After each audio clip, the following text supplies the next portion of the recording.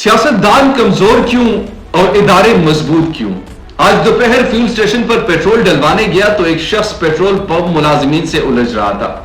मुलाजिम ने जवाब दिया तो वो शख्स गुस्से में मजीद फट पड़ा। इसका बस चलता तो वो रो पड़ता। रोया तो नहीं, मगर इसने पहले हुकूमत फिर मुल्क और इसके बाद इदारों को बुरा भला कहा और गुस्से में लाल पीला होकर निकल गया। एक और शख्स कह रहा था कि जिंदगी मुश्किल हो गई है, हालात ठीक नहीं है। बच्चों का दूध लाते हैं तो घर में खाने के लिए आटा नहीं होता, तेल घी में इतना महंगा है कि रोकी सोखी खानी पड़ती है। दिहाड़ी ना लगे तो दिन रातें फाके में गुजरती हैं। ये किसी एक शख्स की कहानी नहीं है, घर घर की कहानी है।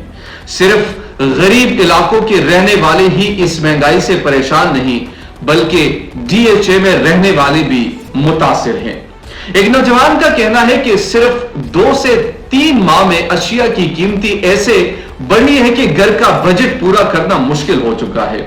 मेरी नजर से मुस्लिम लीग नून के कायद की साहिबजादी की एक वीडियो कुछ अरसा कबल गुजरी, जिसमें मोहतरमा फरमाती है कि ईद की आमद आमद है। पेट्रोल की कीमत 73 साल तारीख की बुलंद तरीन सतह पर पहुंच चुकी है।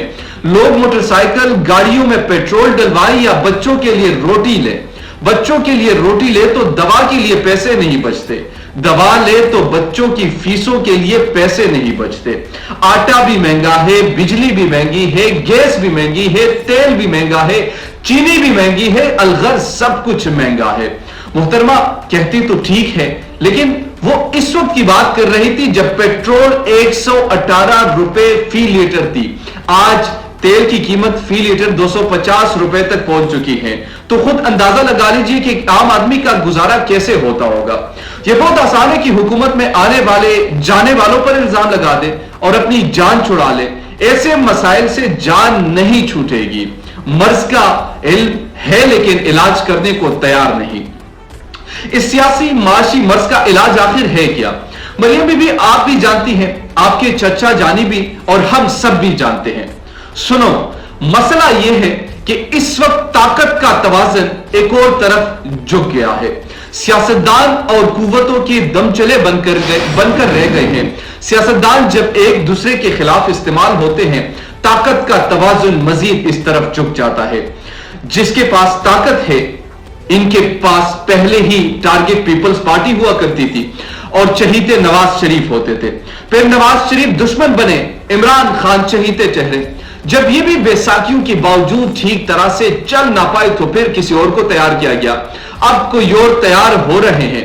अब जो तैयार हो रहे हैं वो है कौम शहबाज यानी शहबाज शरीफ। इस वक्त ये फेवरेट है। तारीख में सब सियासतदानों को कठपुतलियों की तरह नचाया गया और ताकत अपने पास रखी गई। माहिरीन सियासियात कहते हैं कि हर निजाम के कुछ बुनियादी उसूल होते हैं।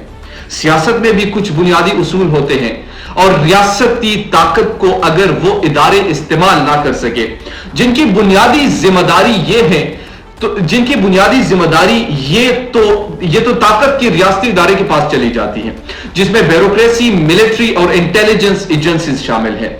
अगर ये ताकत इनके पास भी ना जाए तो वो गलियों में आ जाती है।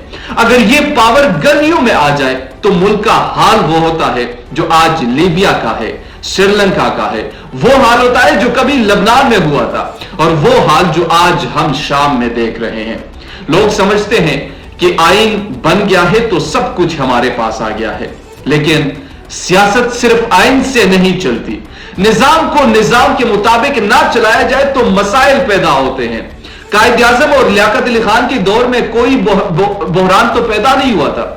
इसके बाद जब सियासतदान अपनी बुनियादी जिम्मेदारी पूरी करने के बजाय आपस में दस्तों गिरेबां हो, सुबह शाम जुमातें बदलने लगे तो अवाम से हासिल होने वाली पार्लिमानी ताकत कहीं और चली गई। पहले ब्यूरोक्रेसी मजबूत हुई थी, फिर सिक्योरिटी एस्टेब्लिशमेंट मजबूत हो गई। अब हाल यह है कि पाकिस्तान एक सिक्योरिटी स्टेट बन चुका है। हालांकि इकबाल ने फलाही रियासत बनाने का ख्वाब देखा था और कायद आजम ने इसकी तकमील की जिद्दोजहद की थी। इस वक्त पाकिस्तान की 2 बड़ी जमातें सिविल बालादस्ती के लिए मुत्तफिक है, लेकिन ये जमातें इदारों का किरदार अपनी फेवर में चाहती हैं। जब इनकी फेवर में हिमायत नहीं आती तो इदारों पर तनकीद की जाती है। पहले पीपल्स पार्टी, फिर नून लीग और अब पाकिस्तान तहरीक इंसाफ तनकीद कर रही हैं। कल और कोई इस सफ में शामिल हो सकता है। माजी की तरह इमरान खान की नजर इदारों पर है कि वो इनको सपोर्ट तो करे, लेकिन सपोर्ट करे तो ये दायरा सफर जारी रहेगा। आइन किसी इदारे को सियासत में मुदाखलत की इजाजत नहीं देता, सियासी मुनाफली की भी इजाजत नहीं देता। अगर ऐसा होता है तो इसकी सजाएं भी हैं। जो सियासतदान इदारों को अपने सियासत में घसीटते हैं, इसे ना सिर्फ सियासतदान का नुकसान होता है बल्कि इदारों के साथ को भी बुरी तरह नुकसान पहुंचाया करते हैं। जो एजेंडा अवाम की फलाह से हटकर बनाया गया हो, इसका मुकद्दर नाकामी के सिवा कुछ नहीं हो सकता। पीटीआई की हुकूमत का हाल देखे कि इनका एजेंडा कुछ और था, मंशूर कुछ और था। जूझू हुकूमत में इनका वक्त गुजरता गया, नए से नए मसाइल में उलझती गई। फिर एक ऐसा लम्हा आया कि बंद गली में चली गई और इनखिला के लिए अमरीकी साजिश नुमा खत का सहारा लेना पड़ा। इदारों को काबू में रखना है तो पहली अपनी ताकत अपने पास लानी होगी, इसकी हिफाजत करनी होगी। जिनसे यह ताकत हासिल की जाती है, इसको इज्जत देने से इस कुव्वत पर काबू रखा जा सकता है।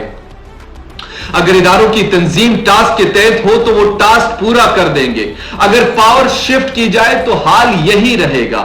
सियासतदान एक दूसरे के सियासी खून के प्यासे ना बने। पार्लियामेंट को इतना ताकतवर बना दे कि वहां फैसले हो। ऐसा सियासी मुतबादिल निजाम हो जिसके साथ अवाम हो, एक क्रेडिबल निजाम हो जो आवाम की फलाह का काम करे। सियासतदानों की ताकत अवाम है, सियासतदान आज भी इस्तेमाल हो रहा है। बयानबाजी और जुबान दराजी से सियासत का नुकसान हुआ है।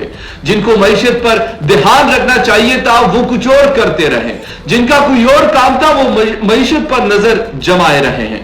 इनके लिए अपना काम मुश्किल है और बाअहसन तरीके से नहीं निभा सके। सियासतदान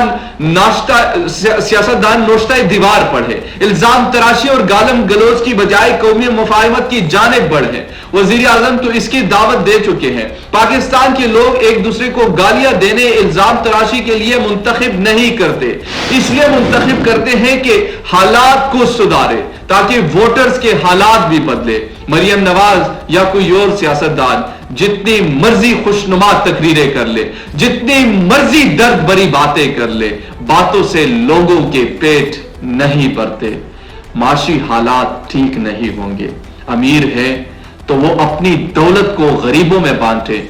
जिनसे कमाते हैं या जो इनके लिए कमाते हैं, इनसे मिल बांट कर खाए। अवाम नहीं तो मुल्क नहीं, मुल्क नहीं तो फिर क्या है? कुछ भी नहीं। बस कीजिए अब जिंदगी सिसक रही है, दर्द लावे की तरह पक रहा है। ये लावा जब उबल पड़ा तो ना महंगी जायदादें काम आएंगी, ना लोहे और ना कंक्रीट के महल।